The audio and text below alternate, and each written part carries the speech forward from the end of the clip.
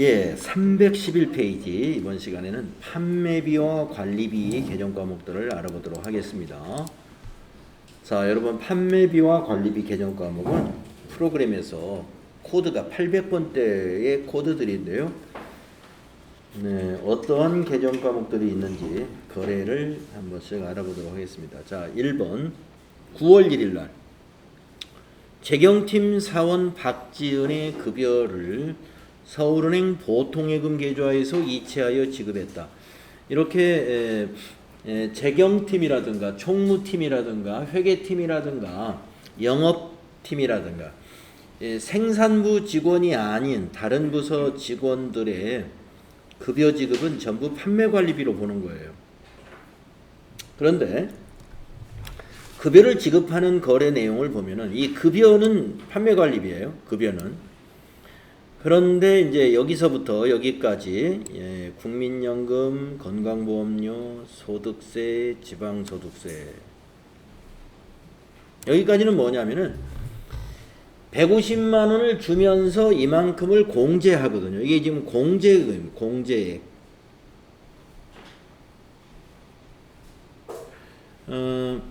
세금은 우리가 원천징수한다고 그랬죠. 소득세, 지방소득세, 세금은 원천징수하는 거고 국민연금이나 건강보험료도 우리가 의무보험이에요. 이게 의무보험. 내가 들고 가입 의사에 따라서 하는 것이 아니라 법에 의해서 의무적으로 가입을 하기 때문에 원천징수랑 마찬가지입니다. 그래서 공제액, 이 공제액은 우리가 부채로 인식을 해요. 예수금입니다. 예수금. 왜 그러냐면 회사가 회사의 수익으로 보지 않는 돈을 그 근로자, 직원들로부터 이렇게 받아놨단 말이에요. 그러면 이건 회사 돈이 아닙니다. 회사 돈이 아니기 때문에 부채로 보는 거예요. 이걸 납부해야 될 의무가 있어요. 회사가. 그래서 예수금으로 보는 거고요. 이 차감 지급액, 요 차감 지급액은 여기서 이제 보통 예금 계좌로 지급했다라고 했으니까 차감 지급액은 바로 보통 예금이 됩니다. 그러니까 여기서 판매관리비는 여기 급여만 판매관리비에 해당이 돼요.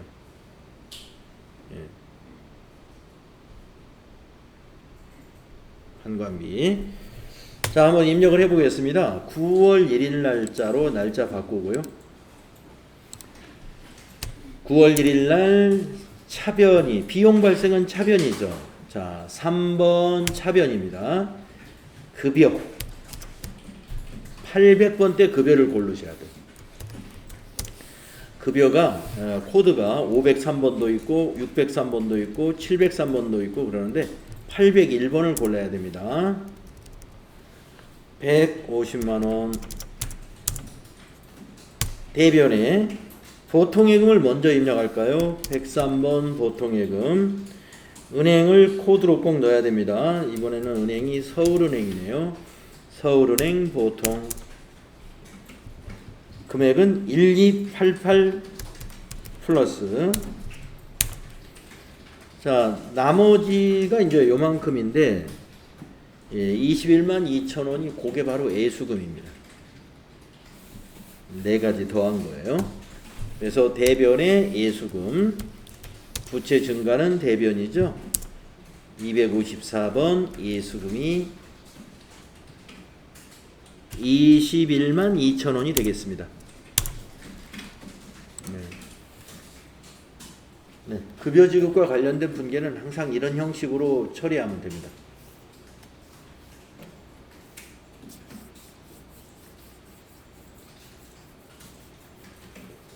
네, 급여라고 하는 판매관리비 알아봤고요. 그 다음에 두 번째 문제 보겠습니다.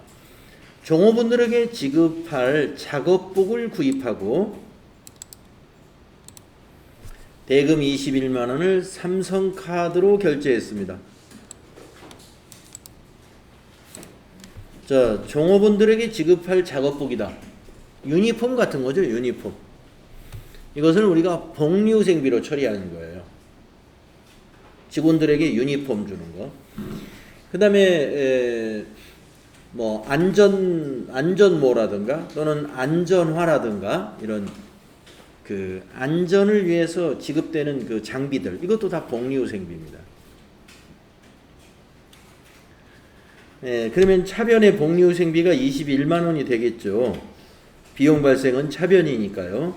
그러면 카드로 결제를 했단 말이에요. 그러면 이제 부채가 되는 거죠. 카드로 결제하면. 그렇죠? 이금희님? 네. 그럼 카드 결제하면 개념 과목이 뭐죠? 예, 미지급금이라는 부채로. 네, 잘 아시네요. 자, 입력하겠습니다. 9월 2일로 날짜 바꾸시고요.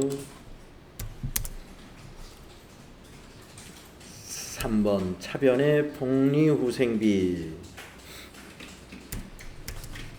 800번대 811번이에요.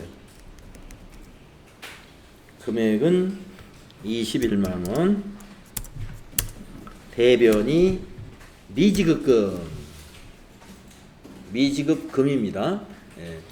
미지급자 들어가는 개념 과목이 우리가 배운 게 미지급금, 미지급비용, 미지급세금, 이렇게 세 가지 우리가 써본 적이 있어요.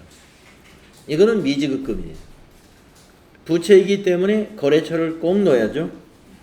삼성카드. 카드 사용하면은 거래처가 카드사가 돼요. 삼성카드. 적용은 그냥 생략하시고 21만원. 미지급금의 거래처가 삼성카드로 코드로 입력이 돼야 됩니다.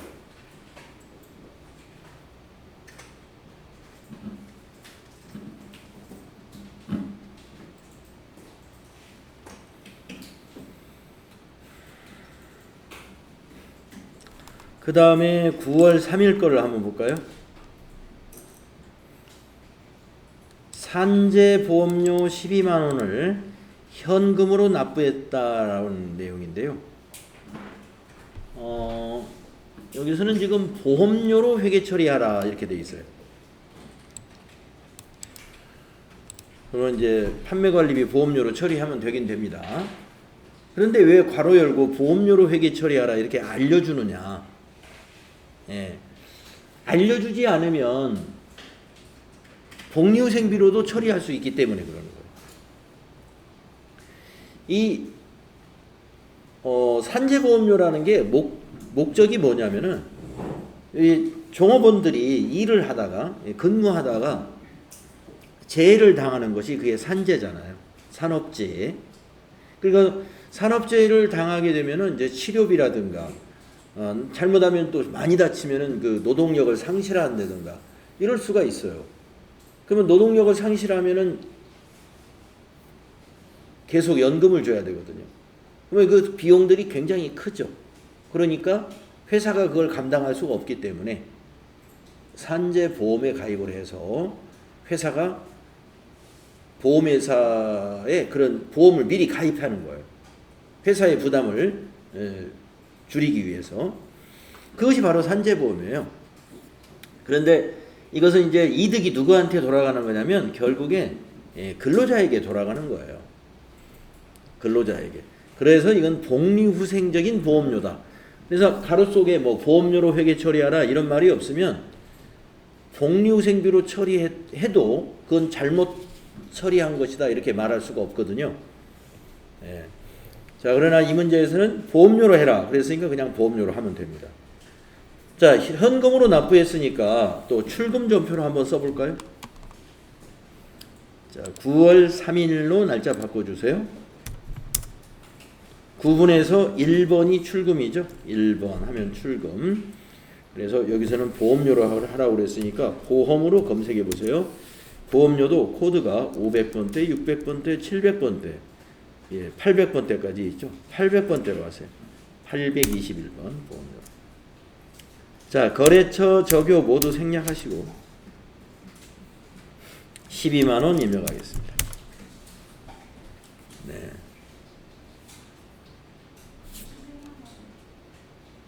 네. 12만원. 네. 네, 12만원 맞네요. 12만원 입력하십니다. 자, 다음 문제 보겠습니다. 9월 4일 날 8월분 급여 지급분에 대한 건강보험료 50만 원을 서울은행 보통예금 계좌에서 이체 납부했습니다. 그런데 건강보험료의 50%는 급여 지급 시 원천 징수했던 거고 50%는 회사가 부담하는 거예요. 당사는 회사 부담분을 복리후생비로 처리하고 있다. 네. 그래서 이것도 복리후생비로 처리하는 것이 일반적입니다. 우리가 이제 회사가 건강보험료를 부담하니까 이거 보험료 아니겠느냐?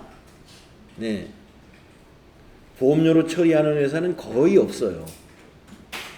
회사가 보험료로 처리하는 것들은요, 어떤 것이 보험료냐면 회사의 재산을 지키기 위해서 가입하는 보험료는 그게 보험료예요. 예를 들면 건물에 대한 화재 보험료를 가입했다든가 회사가 보유하고 있는 자동차에 업무용 자동차 보험에 가입했다든가 이런 것들은 회사 재산을 지키기 위한 보험료이기 때문에 그런 것들은 보험료로 처리합니다만은 자, 이 건강보험료 50%는 종업원의 복리후생을 지원하기 위한 그런 개념이에요. 그렇기 때문에 이것은 보험료로 처리하라라는 문제는 그렇게 문제를 내지도 않을 것이고요. 아무 말이 없어도 그냥 복리후생비로 처리하시면 됩니다. 자, 그래서 이번 달에 8월 달에 건강보험료 8월분 건강보험료 50만 원을 9월 4일 날 납부했다는 거예요. 보통예금으로. 그러면 이제 대변이 보통예금이 되는 겁니다. 50만 원이. 그런데 차변은 두 개로 나눠지는 거예요. 급여 지급할 때 원천 징수했던 것은 애수금이 차변에 와야 되고 회사가 지원해주는 50%는 복리후생비가 오는 거죠. 비용 발생. 아시겠죠? 네, 그렇게 입력하십시오. 9월 4일 날 대변이 103번 보통예금 서울은행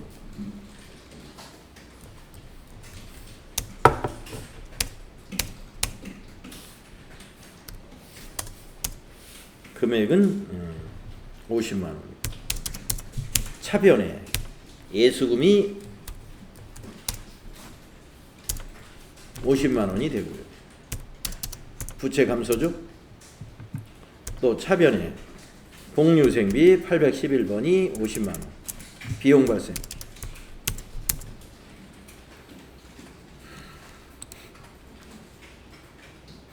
이렇게 됩니다.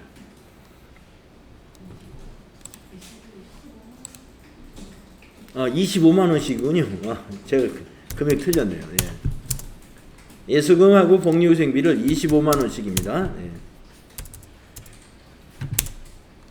이렇게 해서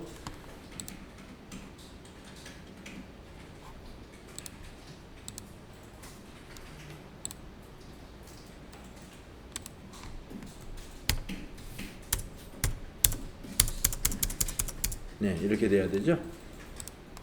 그래서 이 거래는 대변의 자산 감소가 50만 원, 차변의 부채 감소 25만 원, 차변의 비용 발생 25만 원 이렇게 되는 것이다.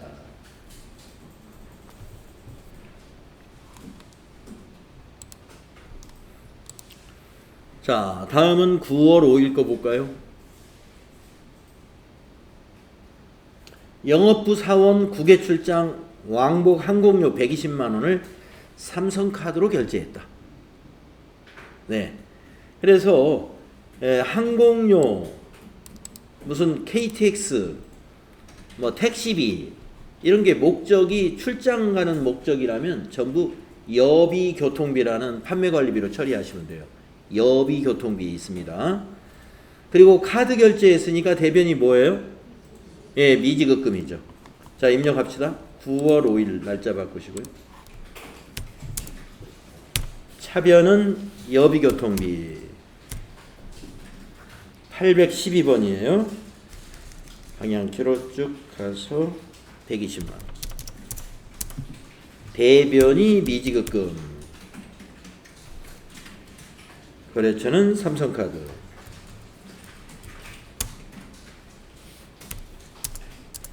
120만 원. 이렇게 해주시면 돼요. 그래서 거래 후 결합 관계는 차변의 비용 발생 120만 원, 대변의 부채 증가가 120만 원. 이렇게 되겠습니다.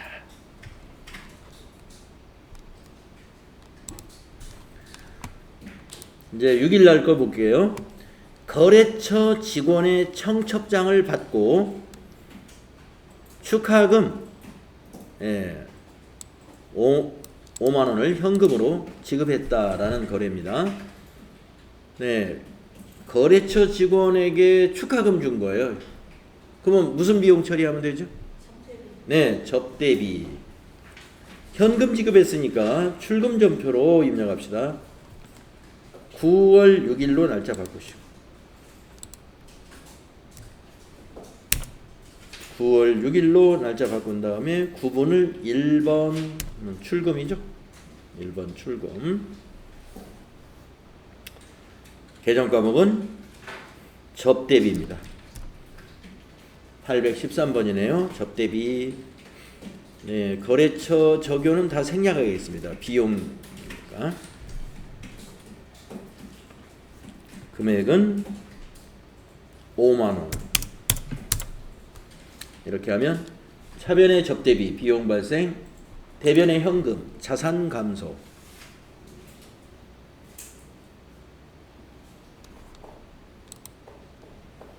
이렇게 되고요. 다음에 9월 7일 날 거 보겠습니다. 거래처 경기 상사의 창사 기념일을 맞아 동양난을 보내고 대금 8만 원을 현금으로 지급했다. 이런 겁니다. 자, 현금 지급했으니까 이것도 출금으로 하면 될 것 같고요. 동양난을 왜 샀느냐? 거래처 창사 기념일로 동양난을 보낸 거예요. 그러면 이것도 뭐예요? 접대비입니다. 네, 9월 7일 거 출금으로 해서 9월 7일 1번 출금한 다음에 접대비 813번 쭉 가서 8만원 입력하시면 돼요.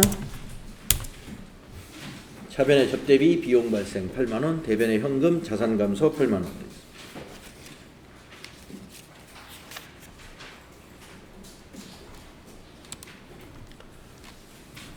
다음은 9월 8일 것 보도록 하겠습니다.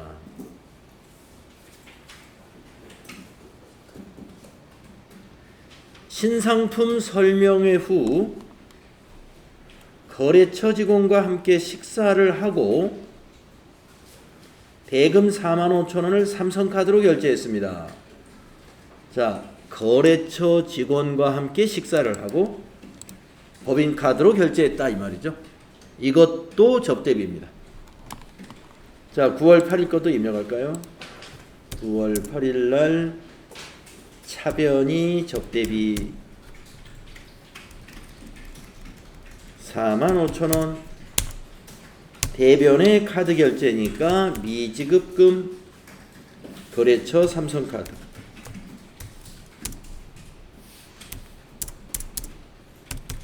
이렇게 되시겠습니다.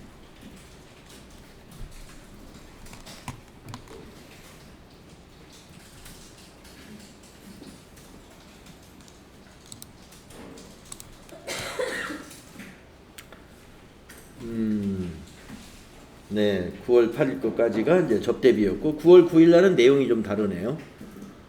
판매 사원의 영업용 핸드폰 요금. 핸드폰 요금이 전화 요금이에요. 예. 이것을 서울은행 보통예금 계좌에서 자동이체되었다 이겁니다. 자, 우리 회사 영업부 사원들에게 핸드폰 요금을 지원해 주는 모양이에요.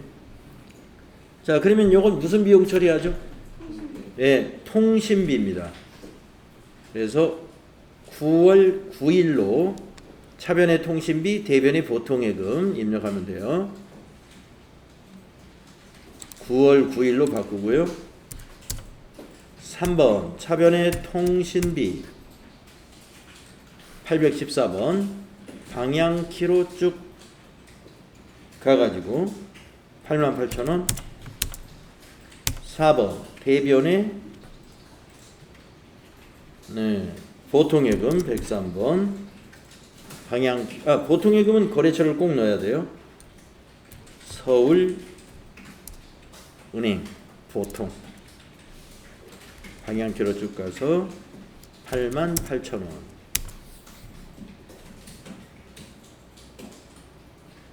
이렇게 하면 됩니다.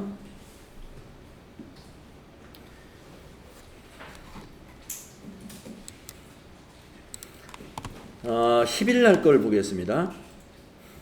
매출처 관련 서류를 등기 우편으로 발송하고, 그러면 이제 우편료라고 하죠. 이거 4,000원을 현금으로 지급했습니다. 출금으로 하시면 되는데 등기 우편료는 무슨 비용이 좋을까요? 예, 이것도 통신비예요. 네, 9월 10일로 날짜 바꾸시고 출금 구분은 1번 출금하시고 통신비 814번 방향키로 쭉 가서 4,000원 입력하십니다.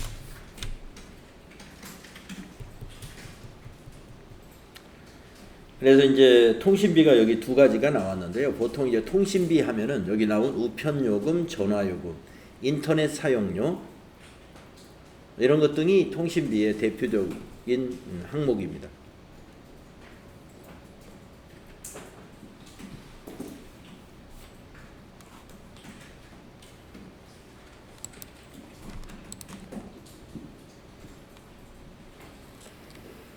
자, 다음은 9월 11일 걸 보겠습니다. 수도요금 3만원이 서울은행 보통예금 계좌에서 자동 이체되었다. 네, 보통예금에서 돈이 나간 거예요. 그런데 수도요금이 나간 겁니다. 여러분, 수도요금은요, 개정 과목 어느 게 있죠? 네, 수도광열비가 있어요. 수도광열비로 차변 적으시고 대변에 보통예금 적으시면 돼요.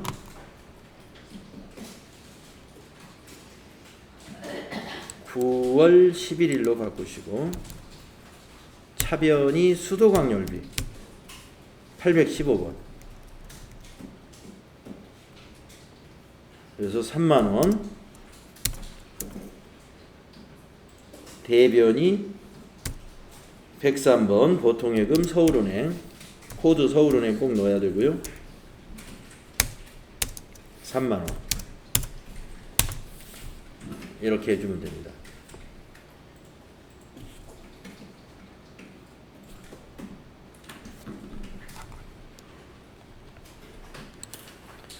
네, 9월 12일 이것도 지금 수도요금과 같은 개념 과목인데요.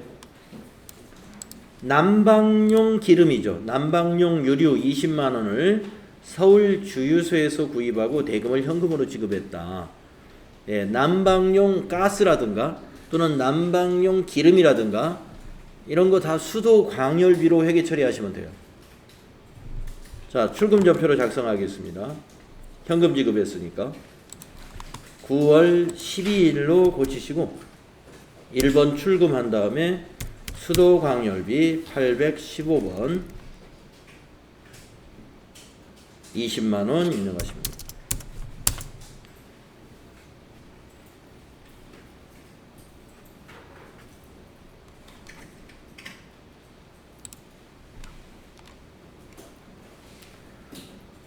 자, 9월 13일 거 전기요금 23만원이 보통예금 계좌에서 자동 이체되었다. 근데 가로 속에 전력비로 회계 처리하라 이렇게 써 있어요. 왜 이걸 전력비로 처리하라고 해놓냐면은 원래 이제 아까 여기 두 가지를 수도광열비로 했지 않습니까?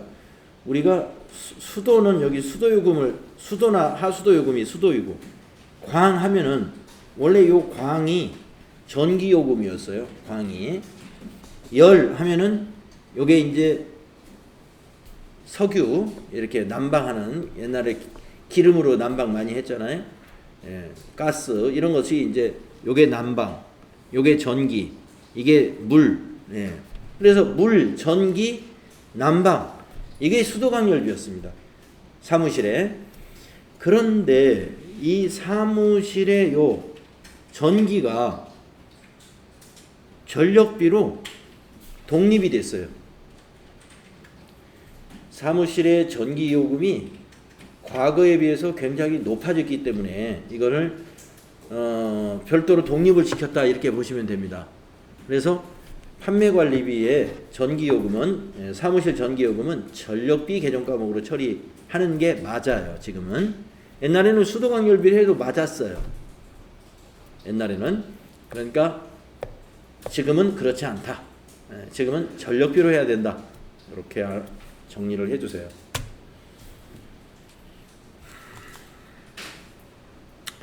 그래서 차변이 전력비, 대변이 보통예금 서울은행이 됩니다. 입력할까요? 9월 13일 차변이 전력비 816번 써야 돼요. 23만원, 대변이 103번, 보통예금, 은행은 서울은행 코드로. 서울은행 보통 23만원 이렇게 하셔야 된다. 차변의 전력비 23만원, 대변의 보통예금 23만원 이렇게 하셔야 된다.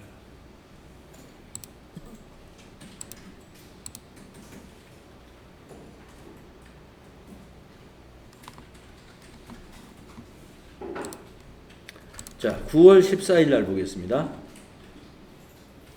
영업부에서 사용 중인 상품 운송용 트럭 자동차세 8만 원을 현금으로 납부했다.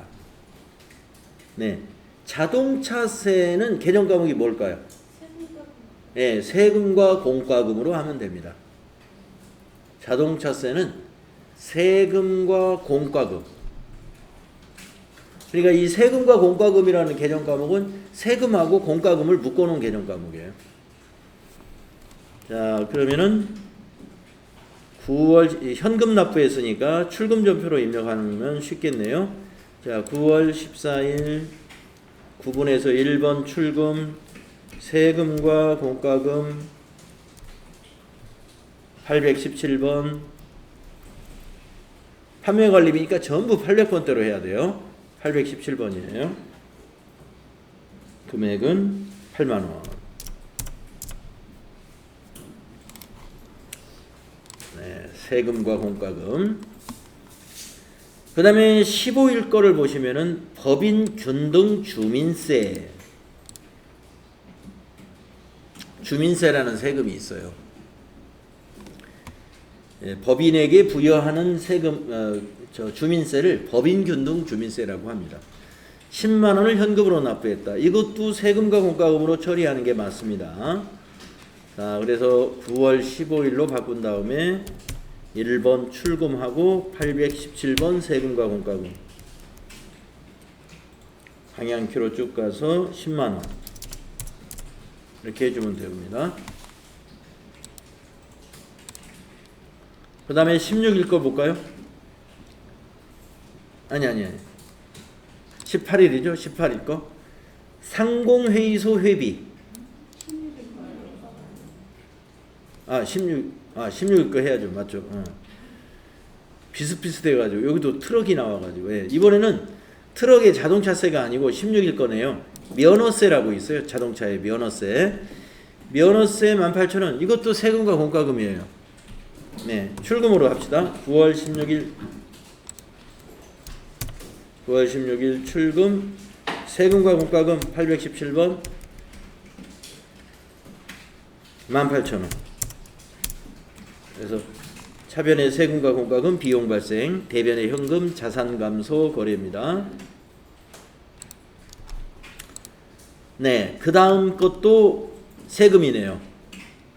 9월 17일 본사 건물에 대한 재산세 현금으로 납부했다. 이것도 세금과 부가금이에요. 자, 9월 17일로 날짜 바꾸시고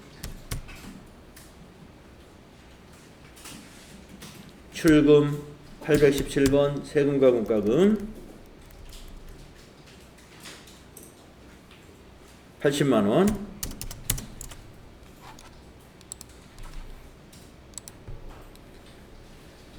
자, 그 다음에 9월 18일 거 보시면은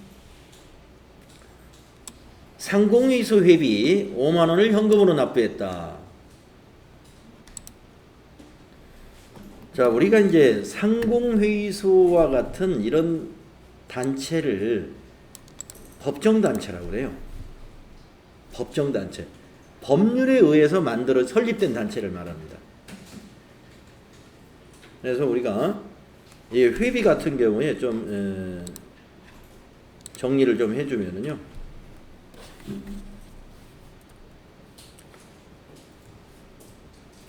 자,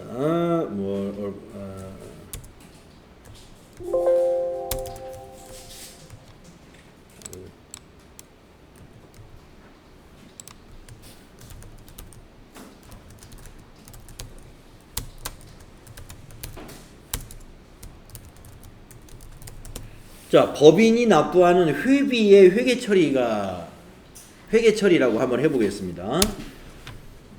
지금 여기 나와 있는 상공회의소 같은 상공회의소 등 이 법정단체 회비는 세금과 공과금이라는 개정 과목이 맞습니다. 세금과 공과금. 그런데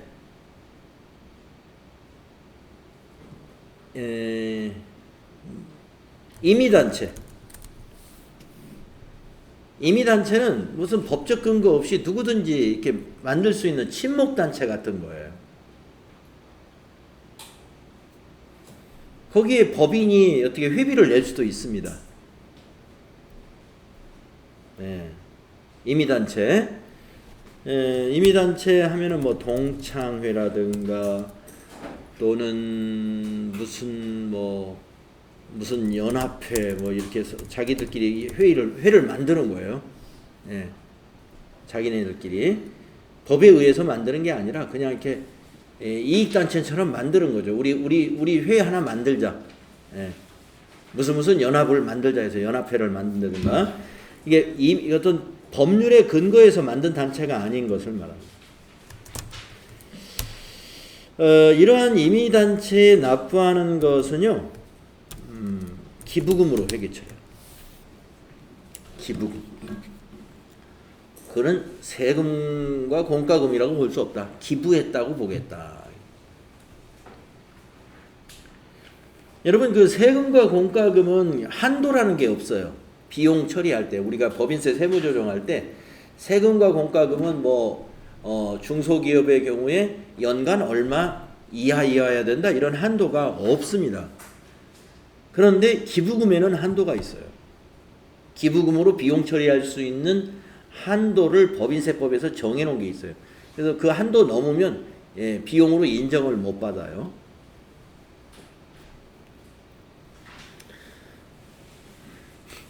자, 그래서 이렇게 회비 납부하는 걸 봤는데, 지금 여기 9월 18일 거는 상공회의소 회비. 이거는 법정단체의 회비이기 때문에 공과금이 됩니다. 그래서 세금과 공과금으로 회계 처리합니다. 자, 9월 18일로 날짜 바꾸시고요. 9월 18일로 날짜 바꾸시고 현금 납부했으니까 출금 817번 세금과 공과금 금액은 5만원 이렇게 입력하십니다. 우리가 지금 시험 보는 용도로 연습하기 때문에 그냥 개정권만 쓰고 5만원 입력합니다만 여러분 실무에서는 저교에다가 2022년도 상공회의소 회비 납부 이렇게 써줘야 되겠죠. 그래야지 그냥 개정 과목만 세금과 공과금 해놓으면 이게 도대체 무슨 세금이란 얘기인가 무슨 공과금이지? 네, 알 수가 없기 때문에 적요는 실무할 때는 자세하게 넣어주는 겁니다. 그런데 우리 시험에서는 적요를 채점을 안 해요. 안 하기 때문에 이게 개정 과목 처리만 해놓으면 답을 맞추는데 지장이 없기 때문에 이렇게 입력을 하는 겁니다. 실무할 때는 적요까지 다 입력해 주시고, 거래처도 우리가 지금 시험 볼 때는 채권, 채무, 그 다음에 예금 관련 거래처만 정확히 코드로 입력하고 있죠. 코드로 입력을 안 하더라도, 코드 관리까지는 할 필요 없더라도 거래처도 뭐 통신비다 그러면 뭐 KT다 그러면 여기 KT, SK다 그러면 SK, 이렇게 입력을 코드 말고 비용을 코드별로 관리할 필요는 없어요. 그러나 거래처도 마치 적요를 참고하듯이 거래처도 이제 텍스트로 입력을 해 놓으면 나중에 전표 조회할 때 참고가 돼요. 참고가. 그러니까 통신비도 통신 회사별로 낼 수가 있잖아요. SK 통신비 따로 내고 또 KT의 통신비 따로 내고 이럴 수도 있으니까. 그래서 실무하실 때는 거래처라든지 적요라든가 이런 것들을 상세히 넣어주는 게 좋고요.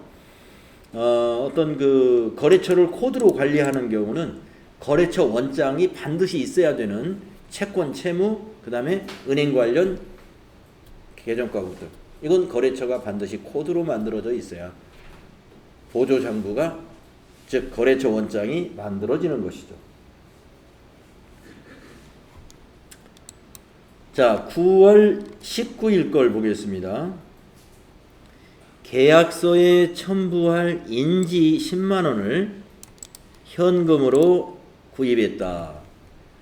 여러분, 인지세라는 얘기 혹시 들어보셨나요? 인지세. 이 인지가 바로 세금이에요. 어떤 우리가 어떤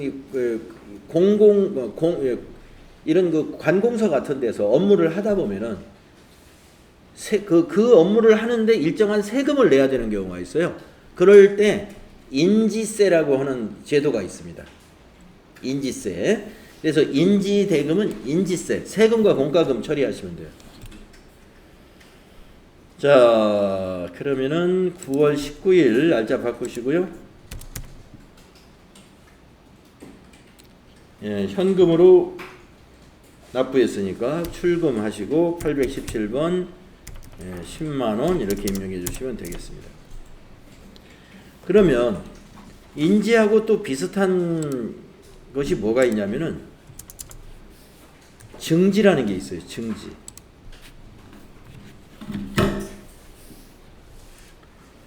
자, 관공서 업무 처리 시 인지나 증지를 구입하는 비용에서요. 먼저 인지 비용은 세금과 공과금이 맞아요. 그런데 증지도 있어요. 증지는 수수료 비용으로 처리하면 됩니다. 증지는 그 기관에서 챙기는 거예요. 그 기관에서 이 업무 처리해주는 비용으로 받는 거예요. 해당 기관에서. 인지는 국고로 들어가는 겁니다. 세금이에요. 그래서 인지는 인지세, 증지는 수수료 비용 처리하면 맞다.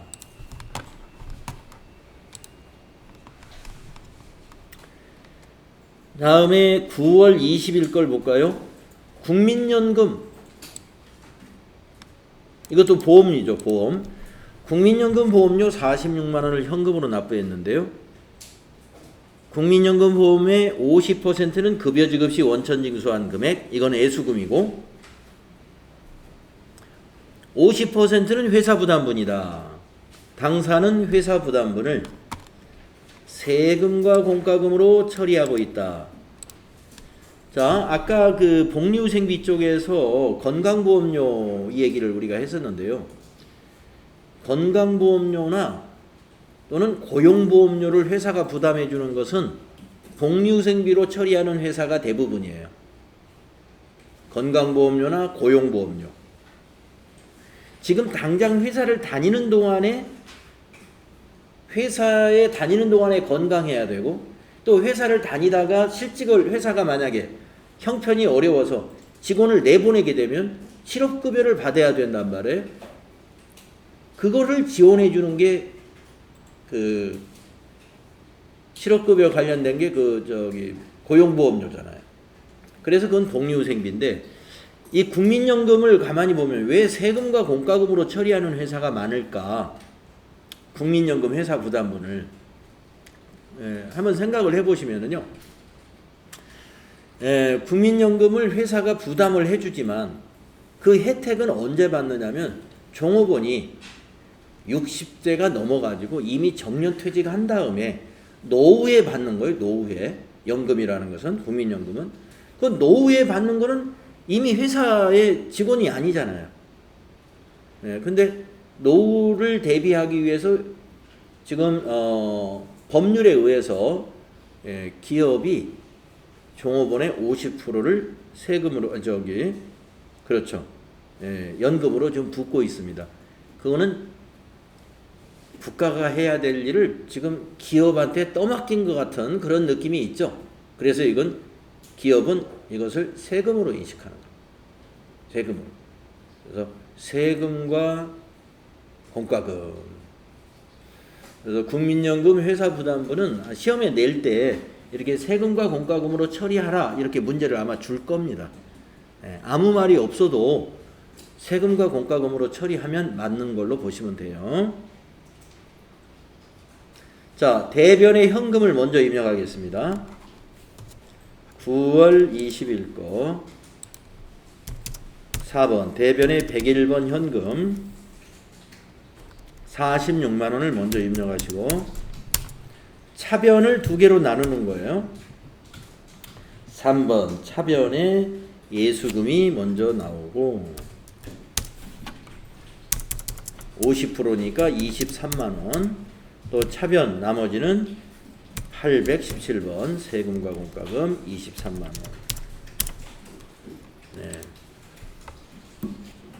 국민연금 회사 부담분을 세금과 공과금으로 처리하는 회사가 많다.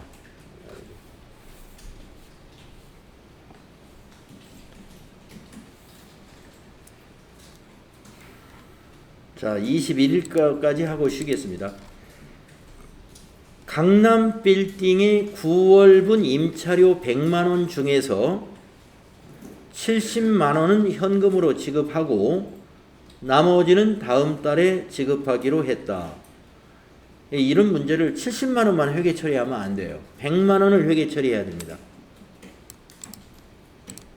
그래서 임차료라는 것은 비용이지 않습니까? 비용 100만원을 발생시키고요. 차변에다가 대변에 현금 70만원은 자산감소, 나머지 30만원은 뭐로 하면 될까요? 미지급금이라는 부채로 인식하면 돼요. 자, 그렇게 입력하세요. 9월 20일 차변의 임차료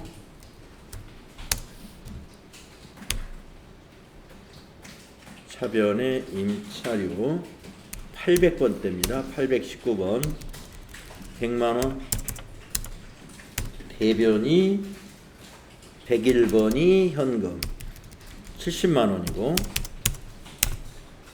미지급금이 253번, 거래처가 이건 코드로 들어가야 되죠. 거래처가 미지급금은 코드로 입력이 돼야 됩니다. 강남빌딩 40231 30만원.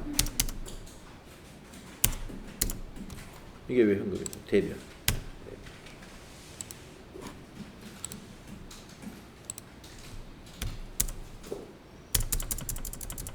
이렇게요.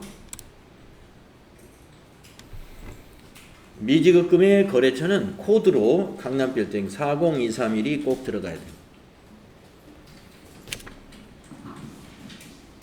네. 자, 판매관리비 개정 과목이 굉장히 많아요. 예. 임차료도 판매관리비였습니다. 아주 쉬었다가 다음 시간에 이어서 하겠습니다.